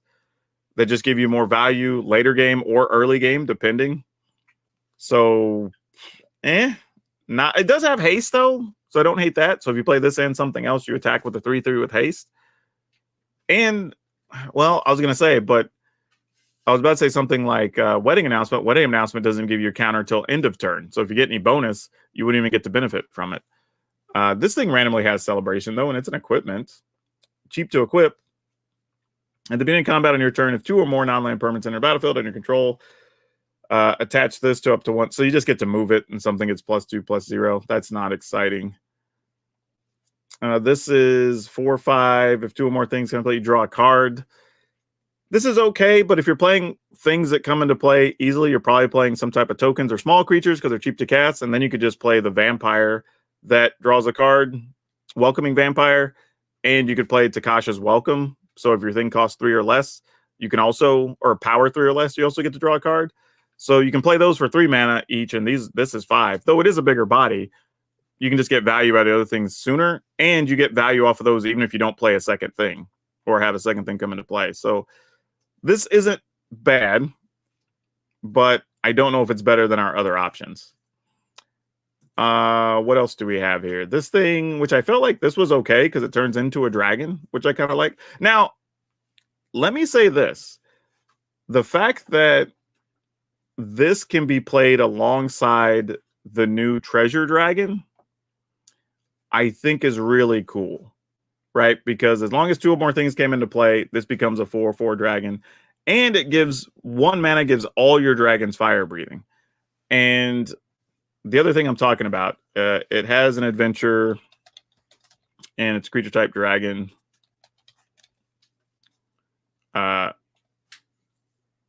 Whoa, did that not come up? Oh, the text doesn't say adventure. It just has an adventure on it. How do we search for that? We'll put treasure. Like, we'll find it that way. All right. That should find the guy we want. Yeah, Decadent Dragon. There we go. This is actually pretty cool because if you play the other thing that's a 3/3, right? It's already on the battlefield. If you get to attack with this, then when they attack together, this makes a treasure. So if you played anything else that turn, the treasure comes in, and now you have 2 4/4 dragons. And then you could also crack the treasure to give them +1/+0. And individually, each card is actually kind of solid. Actually, this dragon's really good, but together they're actually not bad. This is a 3/3 with haste that has some significant upside, so I'd kind of be into it. But that's probably the only celebration card I'm excited about of this list. The mouse makes your second spell you play each turn cheaper. So if you did want to double down on the celebration thing, it makes it easier to play a second spell. But really, all you're getting out of it is putting a +1/+1 on something till end of turn. And that's not exciting, but it is a 2/1 creature for 2. Yeah, these just aren't the most exciting things. Beginning coming your turn, if you play 2 things, you get to put a +1/+1 counter on this. So maybe when it attacks, it's a 3/3 for 3 the first time. That's not great. Grand Brawl Guest is a 2/2 for 2. It gets +1/+1 and trample as long as 2 or more things. So again, you're attacking with a 3/3 maybe, but otherwise it's just a 2/2 for 2. Yeah, this is kind of why I'm disappointed when we keep adding so many keyword mechanics, right? Because none of these outside of Godric seems like it does anything exciting. Like getting double strike on a thing's not terrible, but I would almost rather this just be a 2 mana 2/2, still being more susceptible to a lot of things. Because right now it still dies to cut down or whatever, right? So sure, let it die to play with fire, and I'm not that much more concerned if we just make it a 2/2 for 2 with that ability. But as it is, it's not very exciting to play with. Like, these are all very kind of disappointing. This is a 3/1 for 2, but then it just attacks as a 3/3. So, I mean, yeah, it's hard to be excited. Like, yeah, Celebration, I really did not go into that much detail till right now, and I am not excited about these cards. Literally, the only one I'd probably play is this one. And I would love to be wrong, but I just don't see a scenario where I want all these other cards. Like, this is a 3/3 for 3. Maybe this guy does something. 2 or more things come in the battlefield under control this turn. Target creature gets +1/+0 and yeah, all right. So you can give something +1 and menace for 3 mana. Like, there's just better 3 mana things you can play, you know? Yeah, I'm just not feeling it. And I hate being the negative person. Y'all know me on my channel. I try to be positive about a lot of stuff, but I mean, the good news is not that many of these are like rare and mythic or anything. So you're not opening up that many bad cards with Celebration. And at least I will say Lady of Laughter at least does something where if you are putting tokens into play or whatever, you're at least getting a card every turn. And this is a real creature, right? It is a 4 or 5 flyer, and that's something your opponent's going to have a hard time dealing with. So I can at least respect this card. And the Godric, like I said, this was actually could be viable as well. But the others, yeah, I'm not excited to play them. Not excited. You can see a deck like that with Nahiri's Resolve. Like, even that, though, only really works if it's something you're targeting that's cheap, right? So you could have the couple of mana left over, so you can find like the 1 or 2 mana spell that you could cast. Otherwise, even Nahiri's Resolve isn't spectacular. And even then, it's not even the second spell you play. It's second thing entered the battlefield, right? Yeah, because you have to have 2 or more non-land permanents enter the battlefield. So just playing a second spell doesn't even do anything. It actually has to be a permanent of some kind. Either you're making a treasure, making a thing. Like, honestly, I'm surprised if some of these were in green and you could play it with like Gala Greeters, and then like you play Greeters makes a treasure, and then you start going off. Oh, that would be cool. But doesn't really work out that way, unfortunately. Devin gave a lot of ideas for decks. Yeah, and that's kind of the idea of doing these types of streams, right? Is everybody gets a chance to like pick something, learn something. We share ideas. Hell, I learned something from doing it. And I tell people all the time, even from the videos that I do, the goal isn't necessarily to like say, go play this deck, right? It's to showcase an idea or a concept or whatever. Or maybe you've wanted to try a card, but you didn't want to spend the resources in case it didn't work. Like, I go through those experiments so you don't have to. And sometimes I tell you at the end of the video, while this was a lot of fun, I probably wouldn't play it on the ladder. Or this one was really surprising. You should probably build it if you have the cards, right? I always tell people, get to the end of my videos, at least look at the deck update, look at the strategy and tips section, because I generally have another tidbit of something there that could potentially help you. And that's the whole goal of doing what we're trying to do. But yeah, I think that's going to do it. I think that covers everything. We're cool that we came up with an elf list. Like I said, I think for sure I'm going to work on a knights list. I'll put some thought into what we're going to do with lore counters. I don't know if Rakdos Sacrifice gets a lot from Bargain, other than, like I said, the 2 cards, Beseech and the Crab Apple or whatever that thing is. Crab Grapple, whatever it is. Candy Grapple, that thing. And other than that, I don't know if we're adding anything. So that list is going to probably look mostly the same. Just probably adding like 2 copies of Beseech or something to be Shieldred's number 5 and 6, most likely. Or if it's a late game situation, you need to go find like an Anvil or something like that or whatever, right? It could allow that stuff to happen. But yeah, I'm just trying to think what else. And then is it spells? Like I said, we can come back and visit that. I don't know if we need the new cards or not, but it's at least worth considering. So I will make a note to see how the Viper and Johan fit into it. I mean, we would play Restless Spire, obviously, just because it's available. I don't know if that makes or breaks the deck on whether you want to play it or not. Probably not, but you play it because it's what's there. Green has a new 3-drop Knight that seems to want to be in a deck to maximize adventure cards, an adventure themed deck. You know, eventually I will play an adventure deck. I just don't know if that's where I'm starting. I feel like on early access or whatever we're calling it now, the streamer showcase or whatever, a lot of people are going to go toward that. And that's one where like I might just let everybody else do some of the early footwork and figuring out which ones are good or bad or whatever. And then I could just follow up after the fact and make whatever list I want to make. But there are a lot of adventures, at least in this set. And we got them in a lot of varieties. We got them in mixed colors. We got them in with non-creatures. Actually, it's the first time we've had that in this set. But my quick assessment, I think it's really going to be how efficient is the adventure more than anything else. I think Baluna is actually pretty cool if you do want to do something based around adventures, but I don't think I necessarily want to do that. It's a 3-mana 4/4, which is cool. But I think we could just do whatever deck we want to do and play 2 or 3 cards that happen to just have adventures more than worrying about a deck that wants all adventure things. However, if you're playing Commander, Baluna actually makes for a pretty sweet Commander because you can use all the old adventures with it. And that's actually kind of exciting because a lot of those are actually pretty solid. Here, this one's not bad. You get to add a Royal Roll, but it is a 4-mana 3/3, so it probably doesn't make the cut. Because like you don't need both sides to be spectacular, but you want them to just both be solid.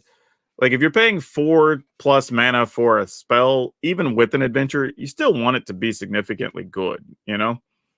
Like Bramble Familiar is actually fine. It's a ramp spell. It's an elemental. I don't know if that matters. You can discard a card to save it to return to your hand, which is relevant. So late in the game, if you just have a land you don't need or whatever. And then you can also just mill 7 and put a creature, enchantment, or land from it into a battlefield. So that's kind of cool too. Don't know how great it is, but definitely will get some amount of play. What other ones did I see I like? We talked about Decadent Dragon if you just joined the stream. This card's very good. You get access to 2 of your opponent's cards. You have a thing that makes treasure. You get a 4/4 dragon with trample. There's really not much to complain about on this card. It's just all around solid. That's a very good card, honestly. And it gives you the treasure so you can cast the cards that might be off color. This is one that, like, if you were playing a mill deck, this is probably solid because you just get to mill and then afterwards you have a real creature. So if mill decks are a thing, that card's actually okay. Sugar Maw actually I think is pretty good too. It lets you create a 1/1 human creature token and a food token for 2 mana, which is actually great value, right? You get food and a human for 2 mana. It's instant, which is great. And then a 6/6 for 4 is actually just good. Like, it's good enough that I could see somebody playing this in a deck that might be just like some token list or some aggro thing. And you just have a 6/6 with menace and trample, right? And it's not like you have to sacrifice a thing. It's you may sacrifice. And you get the option of sacrificing an artifact, enchantment, or a token. So you don't even have to like sacrifice a creature or whatever. You can sacrifice food or whatever if you want to. So there's a lot of lists this type of card can go in and not even care about casting the adventure, which is kind of wild to even think about. But like, imagine that you could play. Actually, this probably goes into. Actually, I know I'm going to play this. Actually, now I'm thinking about it. This could go right into some of the fight rigging decks, right? Because it's a 6 mana thing. So you play a fight rigging, then you play this. You already have a 7/7, and it's menace and trample, and you get the option of playing whatever's under your fight rigging, right? So it fits into that type of stuff. This fits into token-based decks because, of course, you can into food decks, and it's just a huge body. So yeah, this is totally worthwhile. Yeah, it's a wild-looking card too. It's got like gummy worms for legs or whatever. I don't even know what's going on. It's got like cherries for eyes. Like it's a weird thing. What else did I like out of here? I think this is actually okay. Not spectacular, but I would say if I'm playing a deck that cares about treasure, this just straight up makes a treasure as an instant. It's a 4/3 body for 4, so it's not huge, but it does have reach. And then you can also sacrifice an artifact or land and draw a card, which I do like. And it's not like you have to tap this. So you can just like, all right, later in the game, I have stuff just sitting here or I'm making treasure I'm not doing anything with. Let's just draw cards. You know, so I'm good with this. This is actually, it's a common and it probably got overlooked, but this is actually not bad. If you have a deck, like, I don't even say if it has to be treasure, based around food or treasure, this could be a viable card. Heartflame Duelist, I know for sure. I already have some sample deck lists I'm messing around with. This is going to make the cut 100%. It's a 3/1 for 2, which 1 toughness, not exciting, but it's acceptable because you are getting a 3 damage spell on the backside. Targets anything. And if you have these in multiples, then these gain life or whatever. So like you love all that. Like that's actually pretty good. So that one will make the cut in some lists. This one's kind of interesting, being a lifelinker, and then enters the battlefield up to 1 target creature gets -X/-X, where, you know, if you gain life. So obviously you can make the food, and then later on, if you crack a food and you play this, or you have a bunch of other lifelinkers that just let you start killing stuff and have a 3/2 left. So that's a viable one. I don't know if it has a home yet. Not sold on Kellen. I think I have to look and see how good equipment are if I really want this to be a thing. Double strike is all right. Other creatures you control getting +1/+0 for each thing could be good.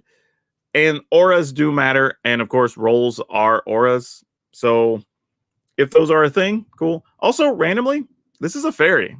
I don't know if a lot of people know that. It's in red, so you probably don't think about it being a fairy because most of those are blue or black, but could matter. I don't know, depending on your deck building. Obviously, Mosswood Dread Knight, we like this card. I can't say enough positive things about it or sing the praises of this card enough. I think it's great. Some people are way bigger on Questing Druid than I am. I like the idea that this is like another, you know, Exile 2, cast them over the next turn, which I think is cool. But Actually, this is until your next instep, but it does play as an instant speed where the others are sorcery, so I kind of get it. And then this is whenever you cast basically a non-green spell, it gets +1/+1. My only gripe here is the creature side of this doesn't feel great unless this is randomly like one of the few green spells you have in your deck. But then I couldn't really think of the deck that wants this to be one of its only green spells, unless it's something that for some reason you need to dig for cards, and you also have some way to make green mana, whether that's treasure or whatever. Felt a little convoluted to make it work. I'm probably wrong on that, to be honest. I'm sure somebody's going to find something better to do with it. This was the Scalding Viper we were talking about earlier. You can just bounce a thing, and then if your opponent casts a spell that costs 3 or less, they take a point of damage. Probably totally viable. Again, not sure it's great, but if you're already playing a deck that just cares about spells, it's a very viable spell on the adventure side and just has upside on the creature side. So don't hate that at all. Twining Twins, not Twinning Twins. Twining Twins actually pretty good. It's just a 4/4 quality vigilance ward. Going to be a hard creature to deal with. And then it has just the option of like exiling a card, returning it to the battlefield as well. So you can reset stuff that has rolls on it. You can take counters off of things. You can flicker a thing to get ability on your own side of the battlefield. Just a good all-around card. I could see this one just being a creature in a fairy deck could be more than viable. Like, it's a big old body. And of course, the virtues I don't think are any secret. If anything, I think the green one's probably the worst one, just because by the time you get to the 7 mana, I don't know if you need all that extra mana to do anything. But the blue one copies abilities, which is great. The white one puts counters on stuff every turn, and you get to untap things. This is actually kind of wild. Anytime you deal damage, you exile cards, and then you get to play those cards. So that's actually pretty strong too. And the other side's just a deal 2 for 2, right? So it's actually totally viable. I think that's my issue here is like the white one makes a 2/2 as an adventure. The blue one copies a thing as an adventure. This one deals damage, so it's basically removal. The black one's also -3/-3 in removal and life gain. The green one's like, you can return something from your graveyard to your hand. like just not as impactful as the other ones. And also has the least impact on the actual spell side, the enchantment side. So don't know about that. This little guy, put target permanent card from your graveyard on top of your library. So another regrowth type effect. Enters the battlefield, you get to draw a card. So not the most exciting, crazy thing, but it does randomly happen to be a cleric. I don't know if that matters or not. But yeah, lots of cool adventure stuff. I don't know if there's enough here that are going to be available in standard to build around. Because I'm looking here and saying, even if we went blue, green, red, and you wanted to play the giant, I mean, there's like 3 red cards, but then like this one has black in it. You know, when you're talking about the dragon. Even some of the other ones have off-color adventures. So it'd be tough. I don't know where it's going to be. I'm sure somebody will figure it out, but it's probably not going to be for me. But yeah, all right, y'all. That's going to do it. I'm going to wrap this up. Thank y'all for hanging out today. We did 2 hours of talking about deck building and Eldraine, which is super awesome. Glad everybody enjoyed that. Like I said, I think we came to some good deck lists. I have some good ideas for stuff y'all want to see, so we'll make those the first few videos that come out. We'll probably play those on Thursday. Also, I don't have a set time yet, but if you join the Discord, the link should be in the description. I'll post in there when we're going to be streaming on Thursday, because we'll be morning, hopefully on Kick and YouTube, and then in the evening we'll be on Twitch. So if you're on either one of those, you should be able to catch us there. I'm trying to think what else. Oh yeah, if you haven't subscribed, please do so. We need 4 people to reach 25,000 subscribers. We need 4 of you to just hit the subscribe button if you are not currently subscribed. So any 4 of you, just hit the button. Also, if you haven't liked the video yet, like the video, please. That'll help it get seen by more people. Drift Ronin says, I'll be happy as long as some of my favorite decks get a few things to refresh them or give them a new trick or two. I think that's going to be the case for quite a few decks. I think you might be surprised. Other than that, yeah, this is one of those things where we should have plenty of good decks to build with. Should be a lot of fun. Keep an eye out. I'm going to put some videos out probably over the next 2 days of just different deck ideas. So if you want to dive into those and see what they look like, those will be a thing. And then, like I said, Thursday, we'll be playing those decks on streams and see how they go. So yeah, this was fun. I had about 40 of y'all average hanging out today. So thank you for that. I may just need to be streaming on YouTube more often. A bunch of y'all came through. Thank you for the super chats that rolled through. That's super appreciated. from Brandon Howe and the super sticker from Michael. Those things, I can't say thank you enough. Those help so very much when you consider the amount of time we're putting into content these days. But that's a wrap. That's it. I will catch y'all on the YouTubes later. I got to go eat and do some things and work on some more videos for you.